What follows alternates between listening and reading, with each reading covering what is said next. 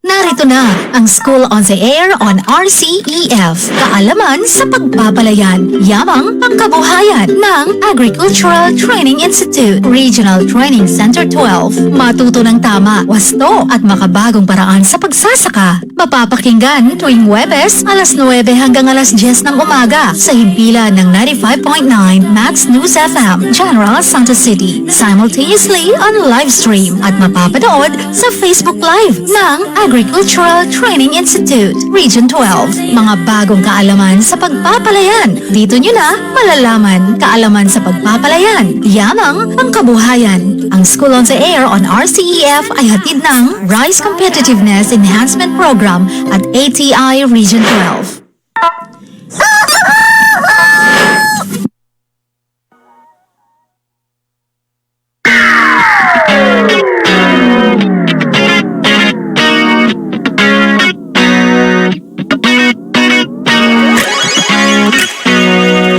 Kayo ay nakikinig sa School on the Air on Rice Competitiveness Enhancement Fund.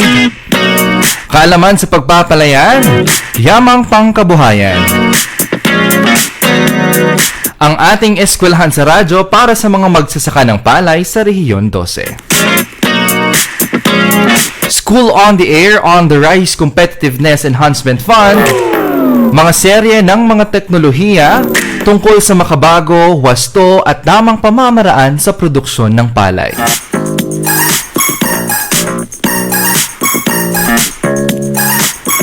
Ayan, magandang umaga mga ka-agri-eskwela at sa mga bayaning magsasaka ng Rehiyon 12. Isang masaganang pagbati po ang inihahatid namin sa inyo. Ako po si JL Ahmad, Information Officer 2 ng ATI Region 12. At kami po ay nakabase sa San Felipe, Tantangan, South Cotabato.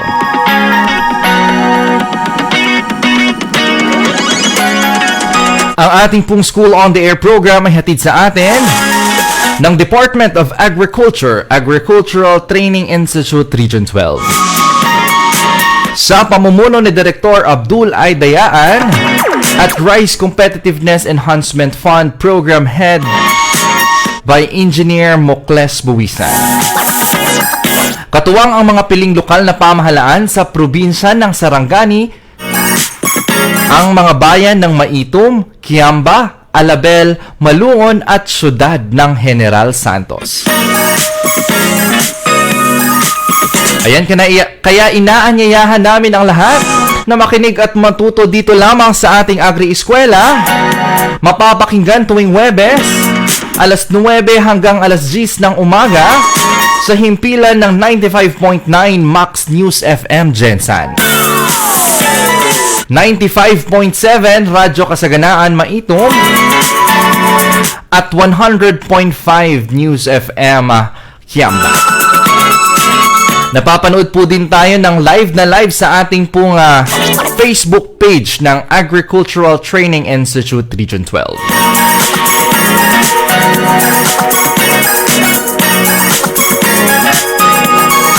Ayan, noong nakaraang episode po ay nakasama natin ang Accounts Officer ng Land Bank of the Philippines, General Santos City Lending Center, si Mr. Fresnel E. Sarto. At yun nga tinalakay niya ang patungkol sa credit program o pagpapautang mula po at under po sa ating RCEF program. Natalakay niya kung ano-ano ang mga requirements, ang mga criteria of eligibility, kung magkano ang interes sa pagpapautang. Ayan, at sa mga gusto pong mangutang under po sa RCEF Credit Program, maaari po kayong pumunta at dumako lamang sa ating Land Bank of the Philippines para sa Sarangani and Gensan, and South Cotabato naman ay sa Development Bank of the Philippines.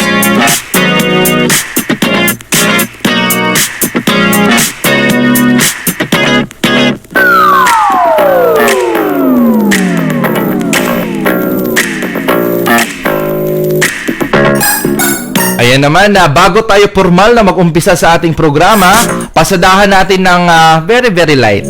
Konti lang ang ating mga nagko-comment. And of course, sa mga nagte-text sa kanilang mga cellphones, maaari po kayong mag-text sa ating text line 0969-017-8136.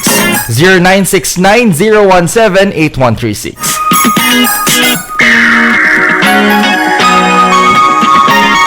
Magandang umaga po sa ating lahat watching from Loac o Laoc, Pangasinan. Ayan, hello Sir Adrian Emmanuel Gladstone. Ayan, napapanood tayo hanggang sa Pangasinan. Hello din, nanonood ngayon si Ma'am Alma Camales. Hello Ma'am, happy watching. Magandang umaga sa ating mga gwapong anchor today. Ayan, mula kay Ma'am Fe Tono Amilista Dolor.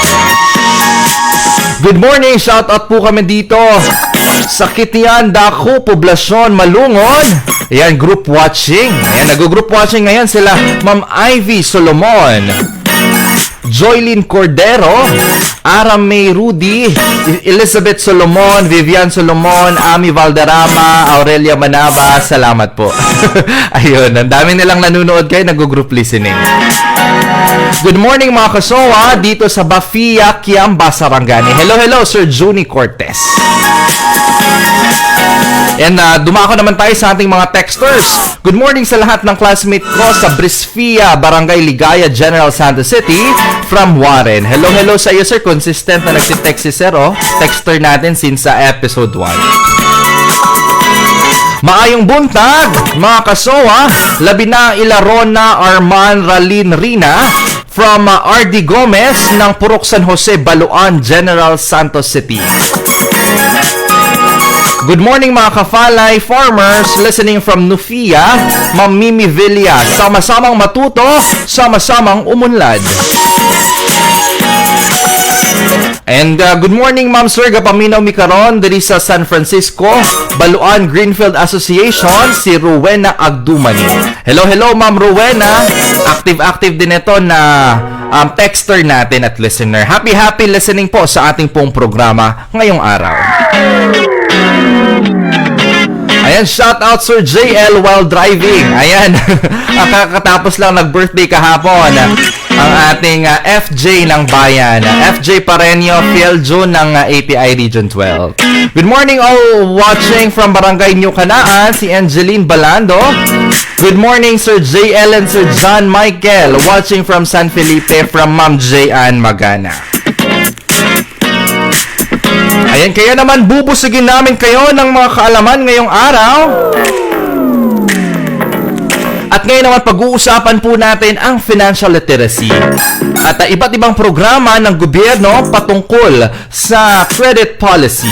Makakasama natin mamaya-maya ang mula po sa ACPC at ngayong oras na ito, live na live po natin kasama dito po sa ating Agri Gamay Radio ang ating accountant ng API Region 12. Walang iba kundi si Sir John Michael D. Ternida. Ayan, Sir Michael, batiin muna natin ang ating mga tagapakinig at tagapanood.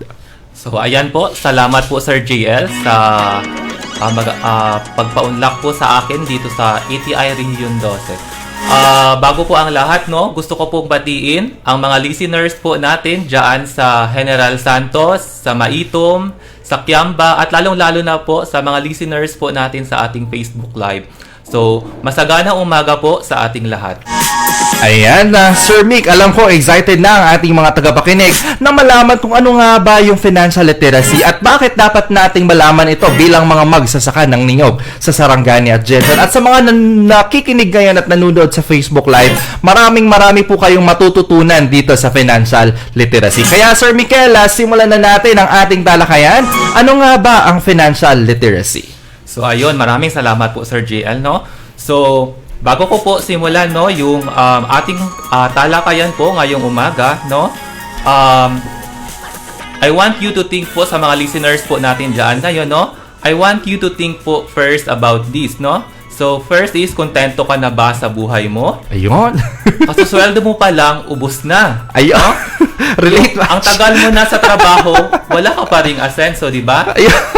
And then, isa pa, no, mahina na ang kita, mahina na ang productivity, no? Mahina na ang productivity ng pagpapalay mo. Humihingi pa ng dagdag na sweldo ang mga tauhan mo. So, my last question po is, may pag-asa pa po ba kaya tayo, no? So, ito po yung gusto ko pong pag-isip-isipan po natin bago po natin simulan ng ating maiksing talakayan ngayong umaga, no?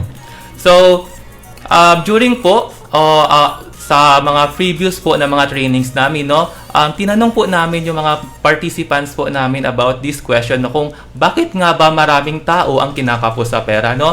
So, marami po sa ating mga participants yung nagtaas po ng kanilang mga kamay, pero isa po sa mga participants natin ang sumagot ng malamang daw po kulang or maliit lang daw po yung kinikita nila, kaya daw po namomroblema sila or kinakapos daw sila sa pera. So, isa po yun sa mga highlights po na sagot ng ating mga previous participants. So, agree po ba or disagree ang ating mga listeners, no? So, kindly comment down your answers po. So, kung agree po, no, ang lahat ng ating mga listeners, no, may next po ako na question about that, no? So, kung agree po ang lahat, so ang tanong ko naman po is, bakit may ibang tao po na even though mataas naman po yung kinikita nila, pero kulang pa rin, no? Actually, marami po ako, Sir JL, na kilalang mga tao na ang tataas po ng sahod nila nasa 30,000 a month, 50,000 a month, or even 100,000 a month. Pero the question is, bakit kinukulang pa rin po sila ng pera? Kinakapos pa rin. Opo, bakit namomroblema pa rin po sila sa pera? So, dito po papasok yung unang topic po natin ngayong umaga, no, na about the reasons why we have money problems. So, bakit nga po ba tayo namomroblema sa pera? So, ngayong umaga, iisa-isahin po natin yan. Ano nga ba yung mga factors, no, na talaga nakakaapekto? Bakit sahod pa lang ubos na kaagad? Yes, tama yun, Sir JL. So, uunahin po natin yung pinaka-basic reason daw po, no, bakit tayo namomroblema sa pera. So, pinaka-first reason daw po nun is because the lack of knowledge, no? Pag sinabi daw po nating lack of knowledge, ito daw po yung kakaulangan po natin sa kaalaman sa tamang paghawak ng pera. So, para po mas maintindihan natin, magbibigay po ako sa inyo ng halimbawa. So, pinaka-basic example po natin is yung tinatawag po natin na one-day millionaire, no? Kung siguro karamihan po sa atin is aware po kung ano yung tinatawag natin na one-day millionaire, no? Ito po yung kapag first day po ng sahod, no? Akala mo kung sinong mayaman, akala mo gastos dito, gastos doon, but pagka second day, no? Balik po siya sa pagiging pulube. So, yun po yung tinatawag natin na one-day millionaire. So, let us always remember po, no, na sabi nga po, di ba, meron nga po tayong kasabihan sa Spanish na saber es poder, or sa English, ang ibig sabihin po doon is knowledge is power. So, always po nating i-remember na pag wala po tayong knowledge, no, wala po tayong power. So, yon. Ano pong dapat gawin para hindi po tayo mamroblema sa pera? So, iwasan po nating maging one-day millionaire. So, pangalawang rason daw po, no, bakit tayo namumroblema sa pera is because of lack of action daw. So, sir, ano ba yung lack of action? So, sabi po dito, pag sinabi daw nating lack of action, may knowledge ka naman pero wala kang power. So, sir, paano nangyari yun? No? Sabi mo kanina, once may knowledge ka, ibig sabihin may power ka. So, paano nangyari na may knowledge ka naman pero wala kang power? So, para po mas maintindihan natin, no, magbibigay pa ako ng isang halimbawa. So, isang halimbawa po nito, no? Di ba po sa mga pakete ng sigarilyo po natin, pinaka-common po na makikita natin na warning sign is yung nagsasaad po na smoking is hazardous to your health, no? Nakakasama po yung paninigarilyo sa kalusugan natin. Pero ano pong ginagawa ng nakararami sa atin or ng iba? Naninigarilyo pa rin po sila. So, yun po yung tinatawag natin na lack of action. May knowledge sila na nakakasama yung paninigarilyo, pero Patuloy pa rin po na sila sa naninigarilyo sila. paninigarilyo. So, yun po yung tinatawag natin na lack of action. So, let us remember po that the power is unleashed once the knowledge is applied. So, magkakaroon lang po tayo ng power kapag in-apply po natin yung knowledge na meron po tayo. So, yun po yung pangalawang rason. Ang pangatlong rason naman daw po is yung tinatawag po natin na lack of discipline. So, pag sinabi po natin na lack of discipline, no? May knowledge ka, ina-apply mo naman, pero wala ka pong disiplina. So, para mas maintindihan natin, magbibigay ulit ako ng halimbawa. So, ito po.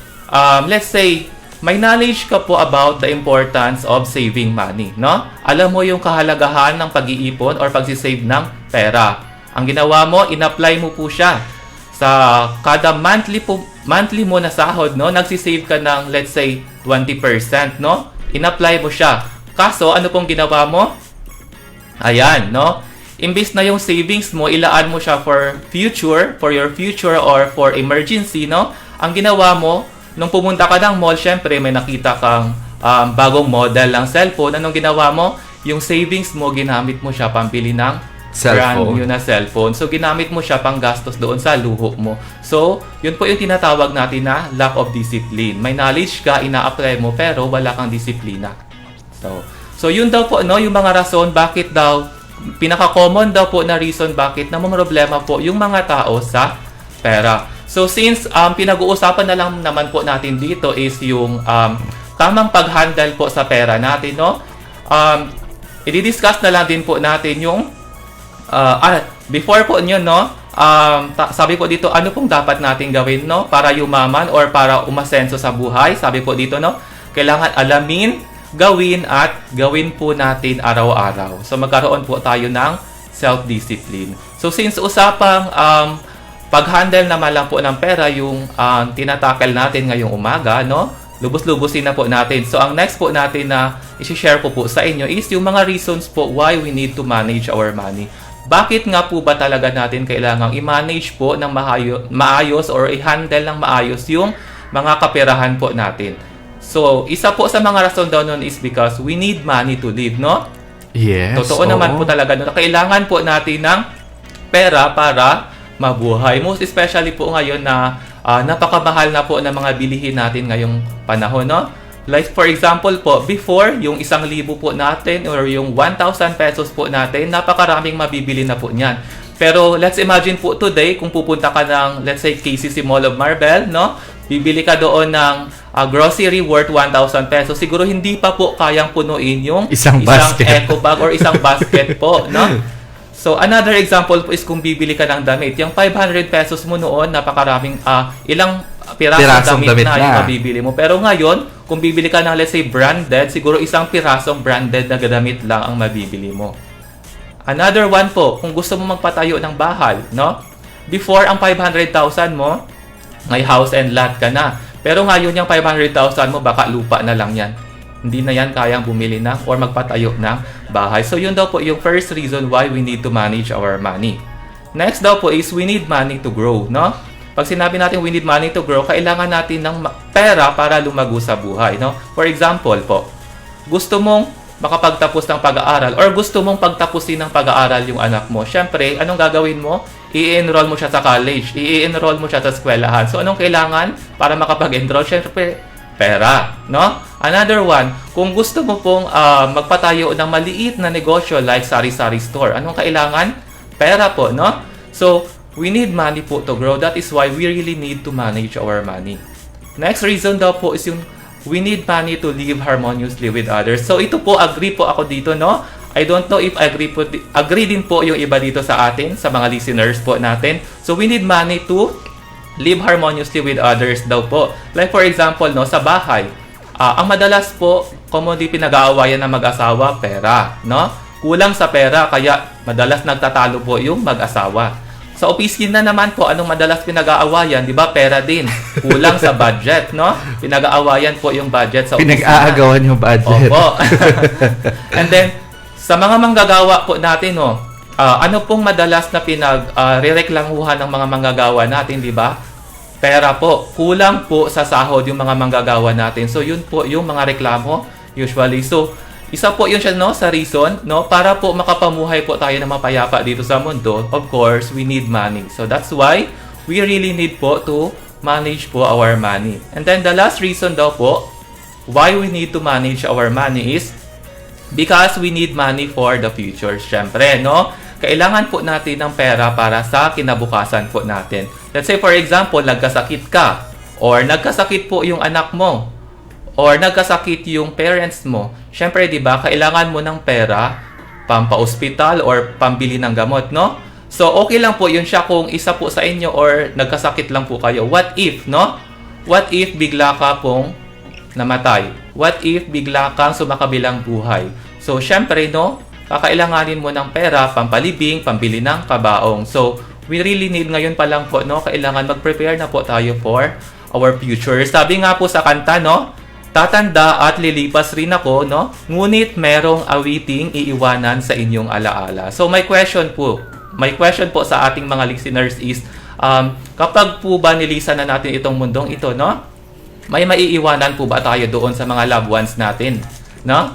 So, kung ang answer po dyan is yes, then that's good, no? Pero, paano po kung yung sagot po ninyo is hindi, no? Imbes na good memories po yung maiiwanan natin sa mga loved ones natin, baka problema pa. So, bakit sir? Bakit problema, no?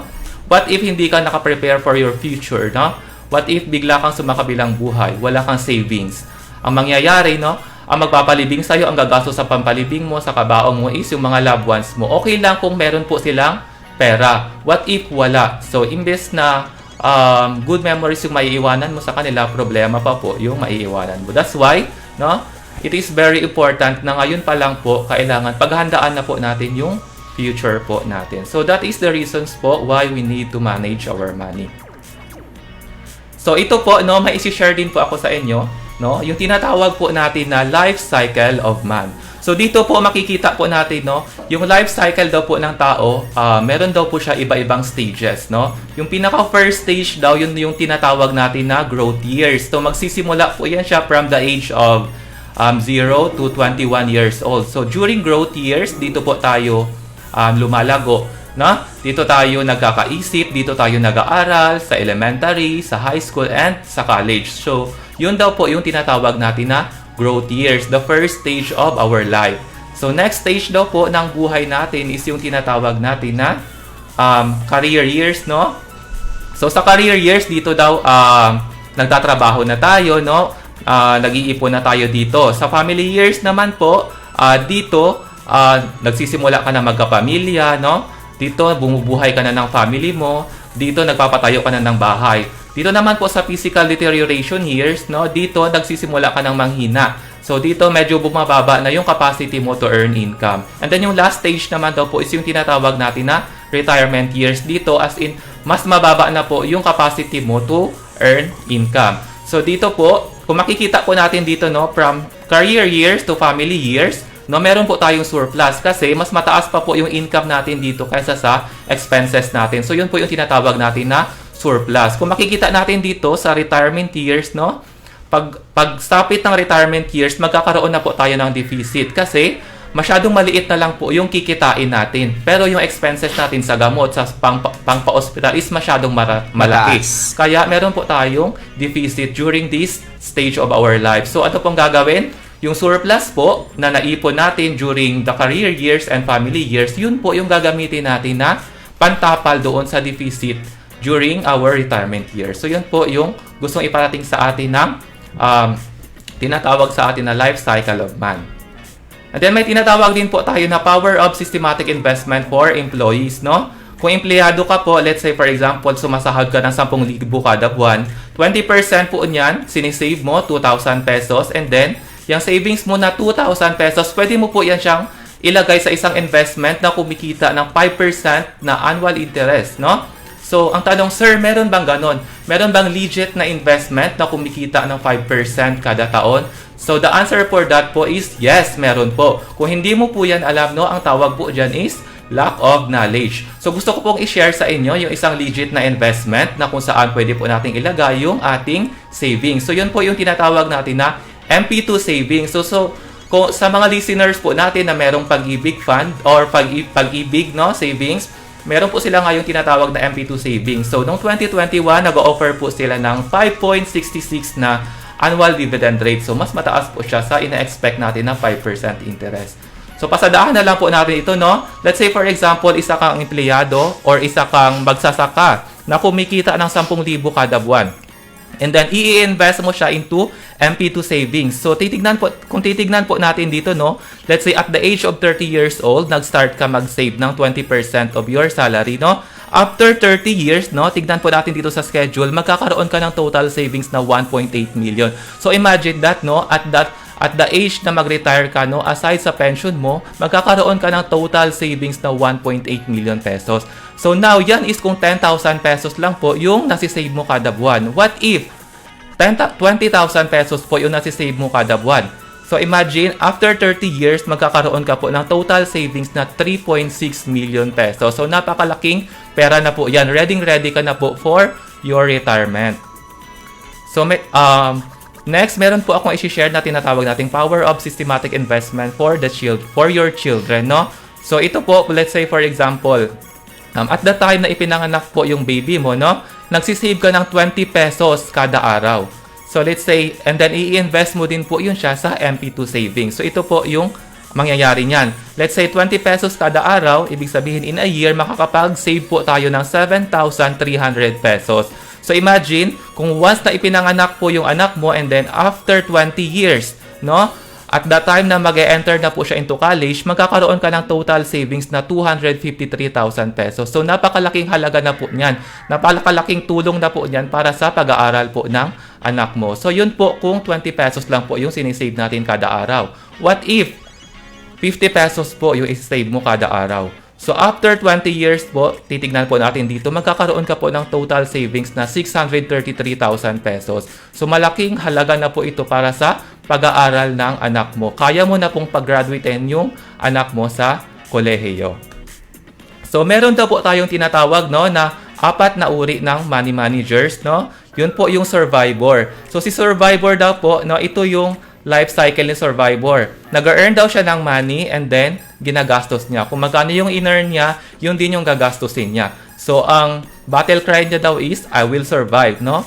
And then, sabi daw po ni survivor, no? We should live lang daw within our means. Kung ano yung kinikita mo, yun lang din yung gagastusin mo. Now, may question po sa ating mga listeners, survivor po ba kayo? No? Ayan, paki-comment mo, survivor ka ba? Ayan, no? So, next po natin is yung tinatawag po natin na pretender. So, si pretender naman po, ang life cycle niya daw is, first, nag-earn daw siya ng money, and then nag-overspend. So, paano siya mag-overspend? Let's say, 5,000 yung income niya. And then, ang gagastusin niya is 6,000 pesos. Yung 1,000 pesos na kulang, yun yung uutangin niya. Kaya mag-o-overspend siya. So, yun daw si pretender. So, my question is, pretender po ba ang ating mga listeners?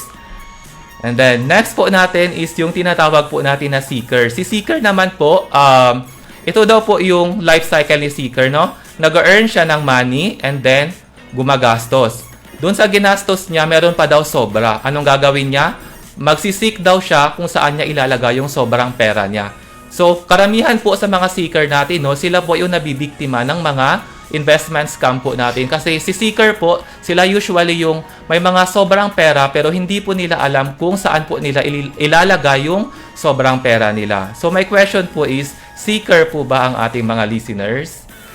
So, ang last po na types or kinds of our money managers is yung tinatawag po natin na unleasher. So, si unleasher po, ang life cycle daw po ni unleasher is first, nag-earn daw siya ng pera. After niya po mag-earn, nagsisave daw po siya, no?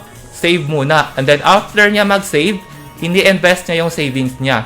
Once nakapag-invest na po siya, no? Saka lang daw po siya gagastos. So, yun po yung tinatawag natin na unleasher, or a person whose mission is to unleash the highest potential of his or her money, thereby paving the way for a life of success, happiness, and significance. So, yun daw po si unleasher. So, sa apat po, ang pinaka-the best talaga is si unleasher.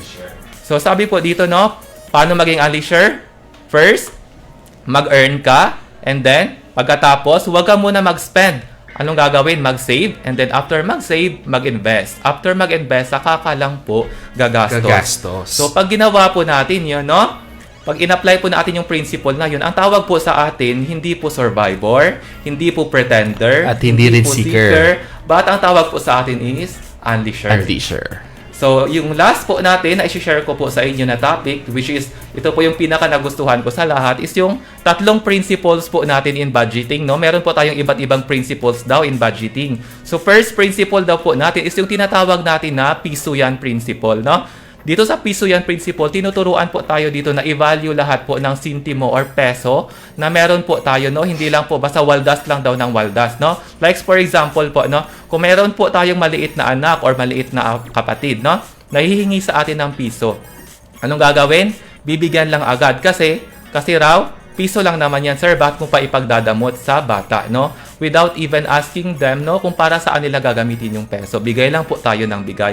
And then another example po, no, kung may nakita po tayong brand new or branded na damit sa mall, no, dati 500 pesos, ngayon 200 pesos na lang. So anong gagawin? Bibilhin agad, no, kasi sayang naman, sir, 200 pesos na lang, nakasave ako ng 300 pesos. Pero wrong mentality po yun siya. Hindi po talaga kayo nakapag-save ng 300 pesos kasi gumastos pa po kayo ng 200 pesos. So, sa piso yan principle, no, sabi po dito, piso yan, hindi piso lang, no? Kasi hindi daw po mabubuo ang 5 kung walang piso. So, yun po yung piso yan principle. Yung next principle is yung tinatawag po natin na kurot principle. So, dito po, para mas maunawaan po natin yung kurot principle, no? Let's say, meron po dito, si Juan gusto niyang bumili ng cellphone worth 1,000 pesos. And then, meron siyang savings na 100,000 pesos. Now, the question is, kaya niya bang bumili ng cellphone? Yes, kayang-kaya, no? Kasi 100,000 yung savings niya. Ang tawag po doon is kurot. Kasi yung 1,000 pesos na pambili ng cellphone, kurot lang po yun doon sa total savings niya. And then, next example natin, no? Gusto niya pa rin bumili na 1,000 pesos na cellphone, kaso 1,000 pesos lang din yung savings niya. Kaya niya bang bumili? Yes, kaya niya pa rin bumili. Kaso ang tawag na po doon is hindi na po kurot. Ang tawag doon is dakot na po. Dinakot niya lahat-lahat po ng savings niya, kaya wala nang naiwan, no? And then last po na illustration natin is yung gusto niya pa rin bumili ng worth 1,000 pesos na cellphone, kaso wala siyang savings. So pwede pa rin ba siyang bumili? Pwede. Ang tawag na po doon is utang na po. Mangungutang siya ngayon ng 1,000 pesos para meron po siyang mapangbili ng worth 1,000 pesos na cellphone. So, yun po yung tinatawag natin na kurot principle. So, ang question po sa atin, masama po bang bumili ng mahal? The answer for that po is no. Hindi naman po masamang bumili ng mahal, pero make sure lang po natin, no, na turo po sa atin ng kurot principle, make sure na kung bibili po tayo ng mahal, kailangan kurot lang po siya doon sa total na savings po natin. So, yun po si kurot principle. And then, last one po is yung tinatawag po natin na 70-20-10 principle. So, ano ba yung 70-20-10 principle, no? Ibig sabihin po nun, 70% daw po of your income should go to your revolving fund. Pag sinabing revolving fund, ito yung pera na ginagamit po natin sa pang-araw-araw po natin na gastusin. So, ibig sabihin, kung may sweldo ka na 10,000 pesos, 7,000 pesos lang daw po dapat yung gamitin mo na panggastos mo sa pang-araw-araw. Sir, ano naman yung 20%? Yung 20% naman daw po, no, should go to your automatic savings.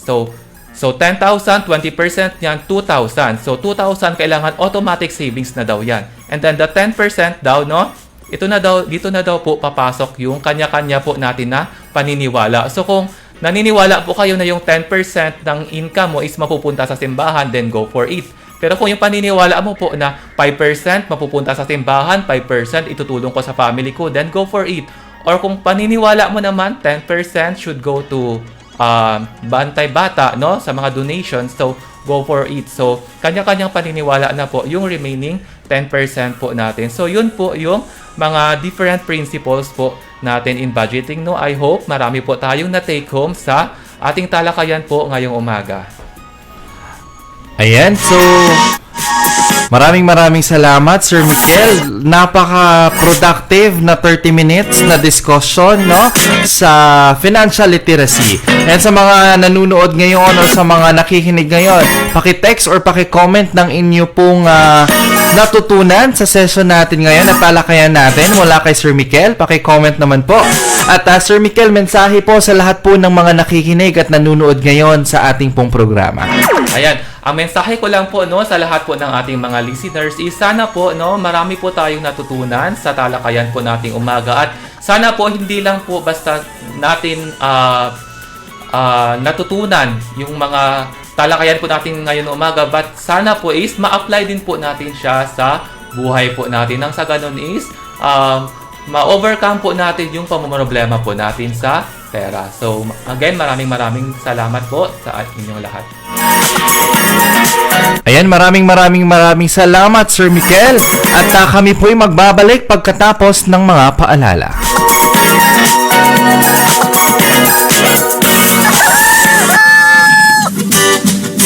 Uy, Maring Lorna, totoo ba yung nakita ko sa Facebook ni Maring Judith? Nag-aaral siya ulit kung kailan nagkakaedad niya? Oo, Maring Tess. Totoo. Sa katunayan, sabay kaming nag-enroll sa FFS at magkaklase kami ni Maring Judith. Ha? Oh? FFS? Yes, Mare. FFS, Farmers Field School. Programa ito ng gobyerno sa ilalim ng Rice Competitiveness Enhancement Fund o RCEF Extension Program sa pamamagitan ng TESDA, ATI at Farm Schools. Ginawa ito para tulungan tayong mga magsasaka na mas mapataas ang ating ani at kita sa pamamagitan ng mga pagsasanay. Talaga ba? Magkano naman yung Maring Lorna? Maring Tess, libre ito. Ano? Libre?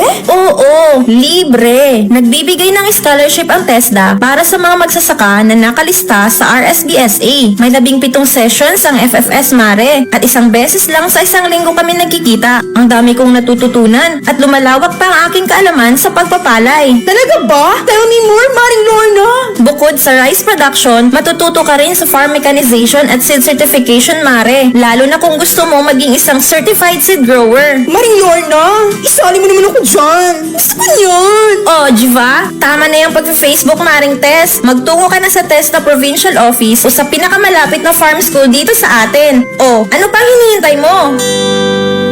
Para sa karagdagang impormasyon, mag-text sa Farmers Contact Center sa numero 0920-946-2474. Sa RCEF, mataas na ani at kita. Kayang-kaya! Ang paalalang ito ay hatid sa inyo ng Rice Competitiveness Enhancement Fund at ATI Region 12. Lagi mo nalang kinakalimutan ng anniversary natin, Joshua. Wala ka ng oras sa akin. Di mo na ako pinapahalagahan. Mahal, pasensya na. Ito naman, galing ako sa opisina ng Irrigators Association. Nakatanggap ang IEA natin ng libreng makinarya mula sa RCEF. Kanina lang ibinigay kaya nalate ako sa dinner date natin.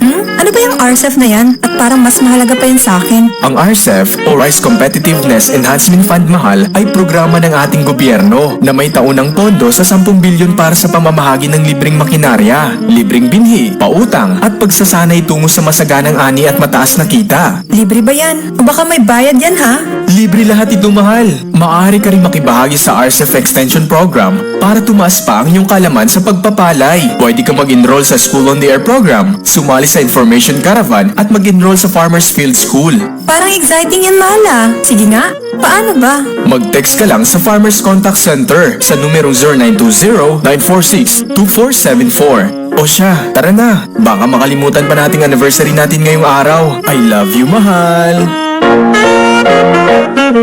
Para sa karagdagang impormasyon, mag-text sa Farmers Contact Center sa numero 0920-946-2474. Sa RCEF, mataas na ani at kita. Kayang-kaya! Narito na ang School on the Air on RCEF. Kaalaman sa pagpapalayan, yamang pangkabuhayan ng Agricultural Training Institute, Regional Training Center 12. Matuto ng tama, wasto at makabagong paraan sa pagsasaka. Mapapakinggan tuwing Huwebes, alas 9 hanggang alas 10 ng umaga sa himpilan ng 95.9 Max News FM, General Santa City. Simultaneously on live stream at mapapanood sa Facebook Live ng Agricultural Training Institute, Region 12. Mga bagong kaalaman sa pagpapalayan. Dito nyo na malalaman kaalaman sa pagpapalayan. Yamang pangkabuhayan. Ang School on the Air on RCEF ay hatid ng Rice Competitiveness Enhancement Program at ATI Region 12.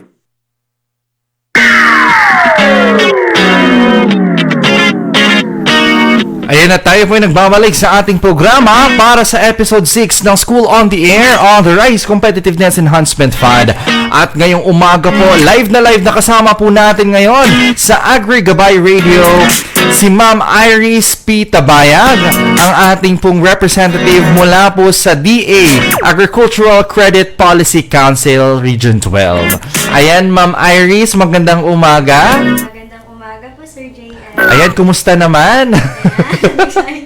Excited. Ayan. Ma'am Iris, batiin muna natin ang ating mga tagapakinig at tagapanood. Isang magandang umaga po sa ating lahat, sa ating mga farmers at sa ating mga tagapakinig. Lalong-lalo na po sa head office ng ACPC. Ayan. Magandang umaga po. Ayan, Ma'am Iris, ay simulan na natin ang ating programa ngayon. Especially itong programa ng ACPC. Alam ko nga importante ito para po sa ating mga magsasaka. Kaya ano nga ba ang ating programa sa ACPC, Ma'am Iris? Sir, bago po tayo mag-umpisa, ipapakilala ko po muna kung sino po si ACPC. Ayan, mapapanood natin ang ating video, no, Ma'am Iris, kung sino nga ba at ano nga ba ang ACPC. Council, or ACPC, is an attached agency of the Department of Agriculture. Created in 1986 by virtue of Executive Order 113, the ACPC's mission is to develop and advocate agri-credit policies and programs that promote farmers and fisherfolks' access to sustained financial services. The ACPC is a governing council composed of the Secretary of the Department of Agriculture as chair, the Governor of the Bangko Sentral ng Pilipinas as vice chair, together with the Secretaries of the Department of Finance, the Department of Budget and Management, and the Director General of the National Economic and Development Authority as members. Under EO 113, the ACPC is mandated to assist the DA in synchronizing all credit policies and programs in support of the DA's priority programs. In addition, the ACPC is in charge of reviewing and evaluating the economic soundness of all ongoing and proposed agricultural credit programs. For this purpose, ACPC conducts policy research aimed at increasing the flow of credit to the agriculture and fisheries sector. This is supported by ACPC's regular monitoring and evaluation activities aimed at promoting results-based management and accountability. In 1992, Under Republic Act 7607, or the Magna Carta of Small Farmers, the agency was additionally given the following mandates: to conduct institutional capacity building programs that transform farmer and fisherfolk organizations into financially viable entities, to undertake information dissemination activities to raise farmers and fishers' awareness and improve their understanding of the initiatives and interventions being carried out by the agency, and to conduct special projects to promote and manage the implementation of innovative financing schemes for small farmers and fisherfolk, particularly those who lack collateral. As a result of ACPC's policy advocacy work, a series of reforms in agricultural credit were introduced under Republic Act 8435, otherwise known as the Agriculture and Fisheries Modernization Act of 1997, or AFMA. AFMA's policy reform requires that all directed credit programs for agriculture of the government be phased out, and that all the remaining loanable funds be collected and consolidated into the Agro-Industry Modernization Credit and Financing Program, or AMCFP. The ACPC oversees the AMCFP, which is the Government Umbrella Credit Program for agriculture and fisheries. ACPC also assists in the implementation of the Agri-Agra Reform Credit Act, or RA 10,000, by accrediting debt securities and non-bank rural financial institutions where investments in them can be used by banks as alternative form of compliance to the law. To fulfill its mission, ACPC ensures the efficiency of its internal operations, including the management of its information systems, administrative functions, and financial resources. Today, the ACPC remains steadfast in fulfilling its goal of providing easy, convenient, and affordable credit for small farmers and fisherfolk. As the country's premier institution in rural finance research and program development, ACPC continues to perform its unique and vital role in the government's efforts to attain food security and inclusive growth for all. The Agricultural Credit Policy Council, making affordable credit accessible to small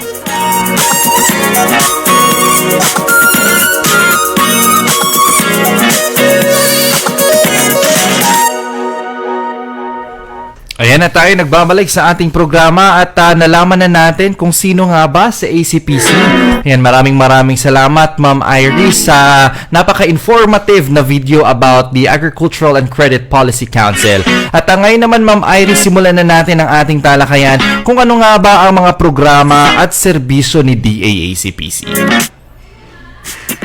Ang Agricultural Credit Policy Council or ACPC ay isang sangay ng ahensya ng Department of Agriculture na naatasang magparating tulong pinansyal sa ating mga small farmers and fisherfolks sa mamamagitan ng programang pautang na abot kaya para sa ating magsasaka at mangingisda. Ang ACPC naman po ay pinamumunuan ng aming Executive Director, Ma'am Jocelyn Alma Arbajola. Dito po sa Region 12, sir, meron po tayong mga assigned focals. Ayan. For the yung programa naman po ni ACPC ay it's a national program. Kada probinsya po ay may mga assigned focal person po sa ACPC. At para dito naman sa Region 12, Ma'am Iris, ay kayo yon. Yes po. Ako po for South Cotabato and Sarangani. Para naman po sa Sultan Kudarat, si Ma'am Farah. Sa North Cotabato naman po si Mace and Jan Halayahay. Kami po ay ina-assist din po ng aming senior, si Sir Omar Haji Ali and Jan Tamondong with our chief po, Sir Noel Alan Dupusin. Ang pautang ni ACPC po ay pinapadaan sa ating mga partner lending conduits. Sila naman po itong katulad ni Land Bank, ayan, or mga non-government financial institutions katulad ng cooperative bank, rural banks, co-ops, as long as accredited po sila ni ACPC. para po mag-implement ng mga programa na pautang sa ating mga farmers. After po nun, pag nabigay na po natin yung pondo sa partner lending conduit, sila naman po yung magre-release sa ating mga borrower. Ayan. Ang borrower po natin or target beneficiaries ay yung mga small farmers and fisher folks. Sila yung mga nakarehestro sa RSBSA. Yan. Pag hindi naman po sila registered sa RSBSA, pwede po silang lumapit sa ating mga municipal agriculture para po magpa-enroll at magparehestro po dito. Under ACPC program, pag sinabi po nating small farmers, sila po yung nagmamay-ari or nag-a-amortize ng hindi sumobra ng 3 hektarya yung kanilang mga sinasaka. Pwede din po dito yung mga agricultural workers in farm natin. Ayan. Pwede din po as small farmers, sila yung mga livestock raisers natin. Kailangan lamang hindi sumobra ng 20 head of adults and 0 young, 40 head of young animals and 10 head of adults and 22 head of young animals yung kanilang inaalagaan. Yung mga poultry farmer din po natin, pwede din po maka-avail ng programa. At yung ating mga small fisher folks. Kailangan lamang dito pag gumagamit sila ng bangka ay hindi sumobra ng 3 tons ang kanilang harvest. Under ACPC po, ito yung mga programa natin. Capital Access for Young Agripreneur, a loan program qualified yagis to finance the capital requirements of their agri-fishery business. Ang target po talaga natin ay matulungan po sila sa kanilang startup or existing project. Yan po. Next, ang Expanded Sure Aid and Recovery Project. Ito naman yung quick response calamity or disaster support natin sa ating mga MSE and cooperative or individual farmers natin. Ito yung programa kung saan nagbibigay loan assistance sa ACPC as long as meron pong declaration ng mga state of calamity. Ayan po. Or example, nung during COVID-19.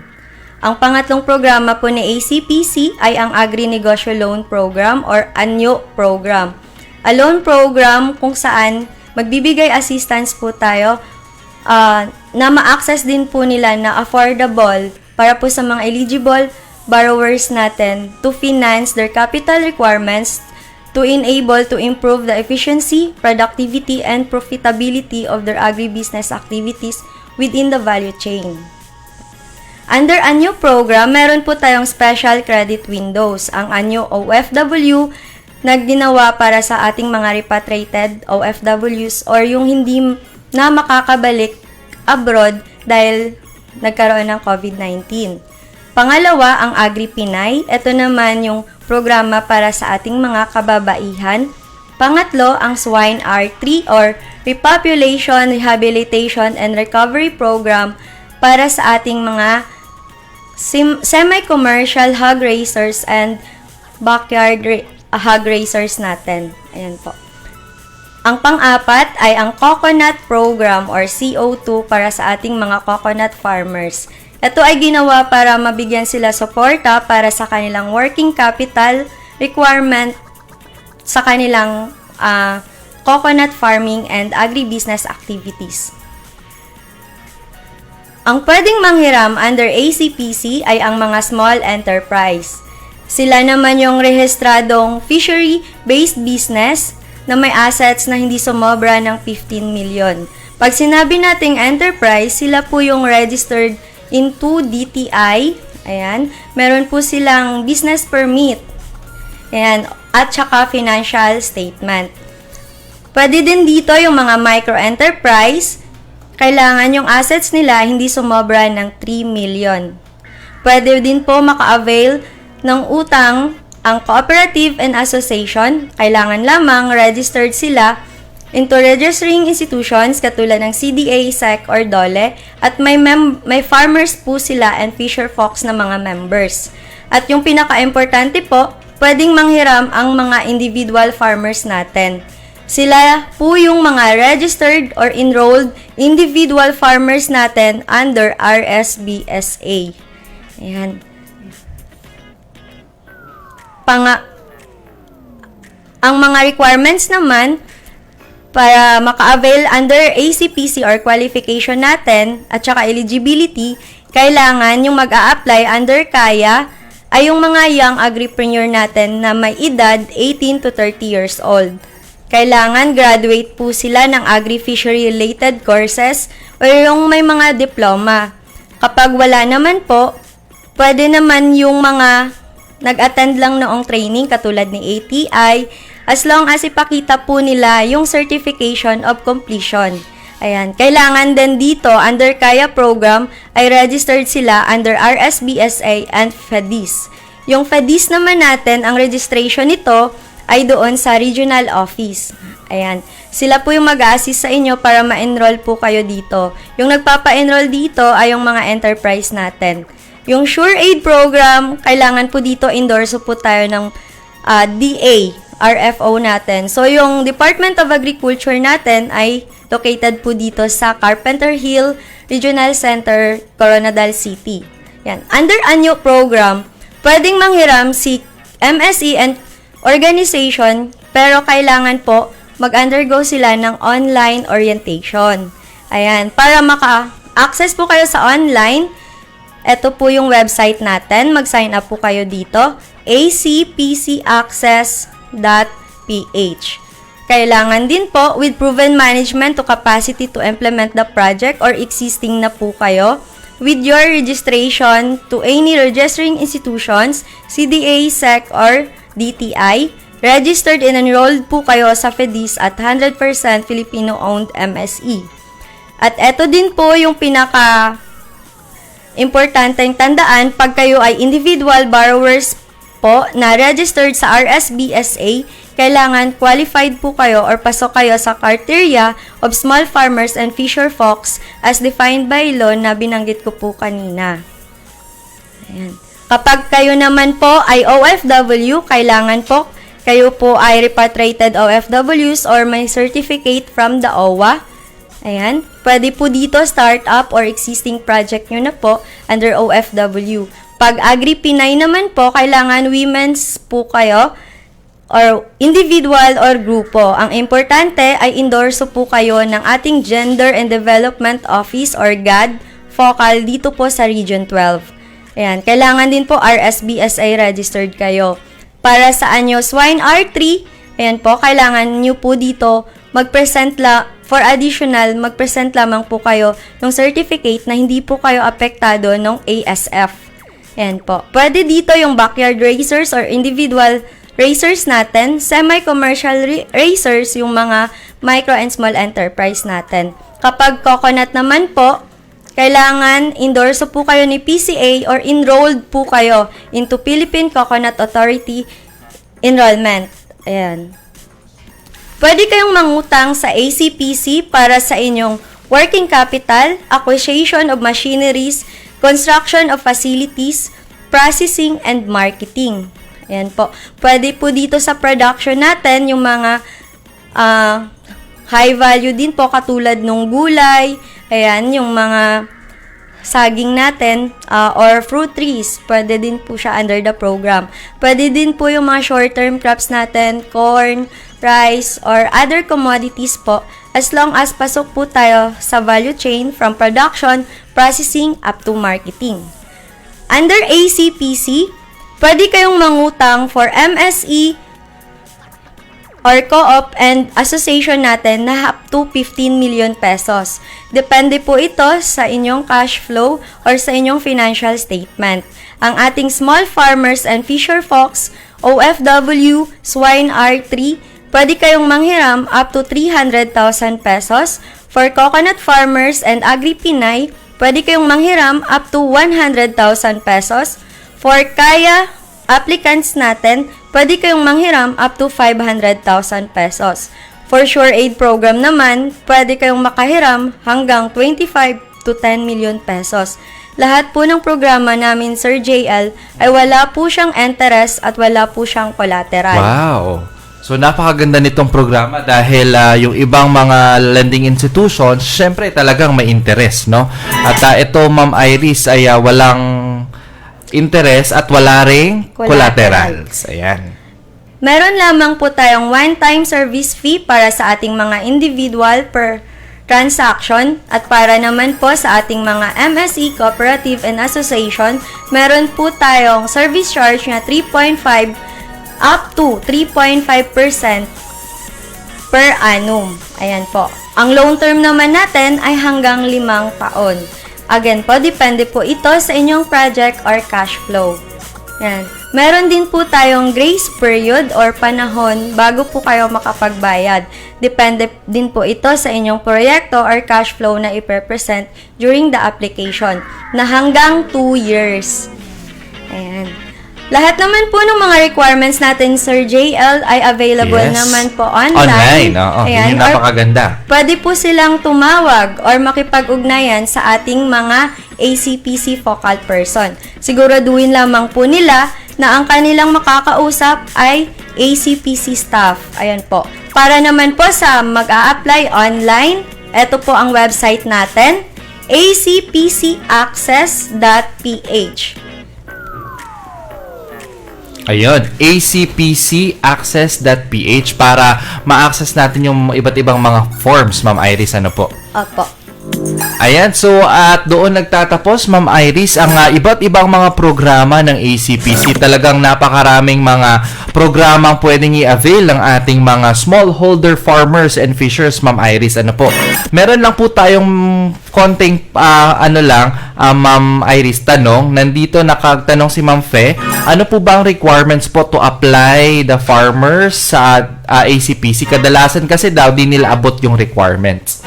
Ayan po. Para naman po sa ating mga individual farmers, ang requirements lamang natin na kailangan i-ready ay yung farm plan and budget at pinaka-importante po ay ang RSBSA. Ayun. Para naman po sa mga micro-enterprise natin, co-op or association, kailangan mag-online po sila kasi nandun na po yung available na din po doon ang mga requirements po. Ayan. Ayan, so Ma'am Iris, maraming salamat sa pagpapa-unlock ng aming imbitasyon. Mensahe po sa lahat po ng ating mga SOA enrollees. Ayan po. Kung kayo po ay nangangailangan ng additional capital para sa inyong pagsasaka at pangingisda, nandito po ang programa ng ACPC para po tumulong sa inyo. Ang kailangan nyo lamang po ay mag-sign up sa aming online application, ang acpcaccess.ph. Ayan, so maraming salamat, Ma'am Iris, no, sa pagpapa-unlock ng ating imbitasyon at sa pag-discuss sa ating ACPC programs and services. Ayan, napaka-productive po ng ating araw ngayon dahil dalawa yung ating naging resource speaker. Nakasama natin si Sir Mikel at ngayon naman si Ma'am Iris. Ayan, muli po paalala sa ating mga enrollees, bilang opisyal na enrollee ng SOA, marapat na walang makaligtaan na 16 na episodes upang makapagtapos at makatanggap ng certificates natin. Paalala rin po na isubmit na po ang lahat ng ating mga forms sa ating mga municipal coordinators kalakip ng inyong pretest.